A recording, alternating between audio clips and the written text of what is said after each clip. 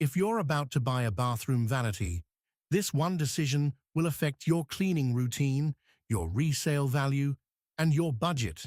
And most people don't think about it until it's too late. Floating or freestanding? Let's break down exactly which one you should buy based on your bathroom, and remember, we will always leave a link below if you would like to shop these vanities. Real quick, floating vanities mount directly to the wall with no legs touching the floor.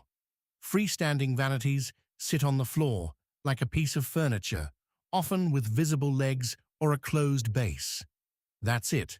Simple difference. But it changes everything about how the vanity looks, cleans, costs, and holds up over time.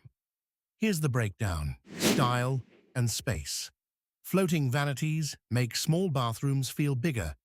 You can see the floor underneath, which visually opens up the room. If you're in a condo, apartment, or a tight powder room, this is a big win. Next up, cleaning and maintenance. This one's underrated. Floating vanities let you mop or vacuum underneath with zero obstruction. No legs, no baseboards to dodge. If you've got kids, pets, or just hate cleaning around furniture, floating wins easily. Storage. Freestanding vanities generally win on storage. You get more usable cabinet space since the whole unit sits on the floor. Floating vanities can still have plenty of storage, but very low profile or wall-hung styles sometimes sacrifice a bit of depth. Quick decision framework. So here's the simple way to decide. Small bathroom, modern style. Don't mind a bigger install budget.